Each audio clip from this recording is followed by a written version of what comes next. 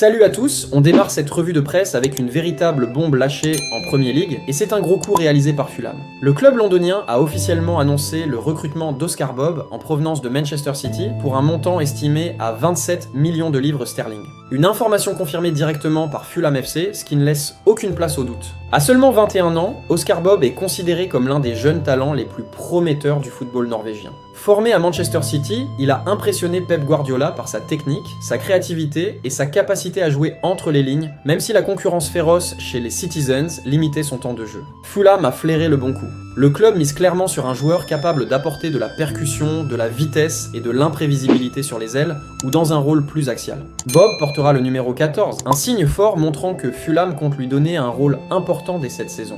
Dans la presse anglaise, ce transfert est vu comme un pari intelligent. Manchester City réalise une belle opération financière. Fulham récupère un joueur déjà formé au très haut niveau, et Oscar Bobb, lui, obtient enfin du temps de jeu régulier en Premier League, indispensable pour franchir un cap dans sa carrière. Plusieurs médias soulignent aussi que ce transfert pourrait permettre à Bobb de s'imposer durablement en sélection norvégienne, aux côtés d'Erling Haaland et Martin Ødegaard s'il réussit son adaptation à Craven Cottage. Un transfert discret, mais très malin, qui pourrait bien devenir l'une des bonnes surprises de ce mercato. On voyage maintenant du côté Fenerbahçe, qui prépare un énorme coup sur le marché des transferts. Le club stambouliote est très proche de finaliser l'arrivée d'Ademola Lookman, l'ailier nigérian de l'Atalanta, et les informations se multiplient dans la presse européenne. Selon Nico Schira, Fenerbahçe a déjà trouvé un accord total avec le joueur concernant les conditions personnelles. Lookman serait prêt à s'engager sur un contrat longue durée jusqu'en 2029, preuve que le projet sportif présenté par le club turc l'a totalement convaincu. Un point clé, car l'Atalanta ne voulait pas ouvrir de négociations sans l'accord préalable du joueur. Toujours d'après Schira, Fenerbahçe a formulé une offre de 35 millions d'euros à l'Atalanta. Une proposition importante qui montre clairement l'ambition du club turc de frapper fort cet été. Les discussions entre les deux clubs sont actuellement en cours, et l'optimisme est réel du côté d'Istanbul. Mais ce n'est pas tout. Le journaliste turc Yago Sabuncuoglu va encore plus loin et affirme qu'un accord global aurait été trouvé autour d'un montant proche de 40 millions d'euros. Si cette information se confirme, Lookman deviendrait l'un des transferts les plus chers de l'histoire de Fenerbahçe. Un signal fort envoyé à toute l'Europe. À 27 ans, Ademola Lookman sort de plusieurs saisons très solides avec l'Atalanta où il s'est imposé comme un joueur décisif, capable de faire la différence en Serie A comme sur la scène européenne. Sa vitesse, sa percussion, sa qualité de dribble et son efficacité devant le but font de lui un profil parfaitement adapté au jeu offensif de Fenerbahçe. Pour le club turc, ce recrutement s'inscrit dans une stratégie claire. Construire une équipe capable de dominer le championnat turc et d'exister en Europe. Après plusieurs mercatos ambitieux, l'arrivée potentielle de Lookman confirmerait que Fenerbahçe ne veut plus seulement rivaliser localement, mais aussi franchir un cap continental. Du côté de l'Atalanta, une vente à 40 millions d'euros serait cohérente avec la politique du club italien, habitué à valoriser et revendre ses joueurs à forte valeur marchande. Même si Lookman reste un élément clé de l'effectif, une telle somme pourrait permettre au club de réinvestir intelligemment. Et maintenant en France, l'OL passe à l'action sur Thijs Dallinga. C'est une information révélée par Nico Schira. L'Olympique lyonnais a entamé des discussions avec Bologne pour tenter de recruter l'attaquant néerlandais de 24 ans. Du côté de la presse italienne, on confirme que Lyon cherche un vrai numéro 9, capable d'apporter des buts, de la présence dans la surface et surtout de la régularité. Dallinga coche clairement ses cases. Auteur de bonnes saisons entre Toulouse et la Serie A, son profil plaît pour sa mobilité, son sens du but et son travail défensif.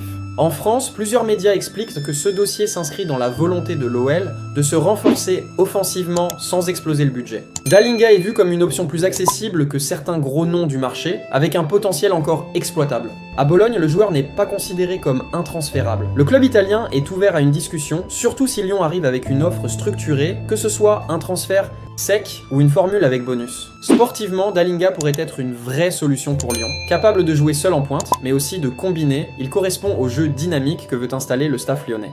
Pour l'instant, on parle bien de premier contact, pas encore d'accord. Mais le dossier est réel, suivi de près, et pourrait rapidement s'accélérer si l'OL vend avant la fin du mercato. Affaire à suivre, car Lyon prépare clairement un coup offensif stratégique, et Thijs Dallinga pourrait bien être l'un des noms chauds de ces prochains jours. Que pensez-vous de cela? Dites-nous dans le commentaire.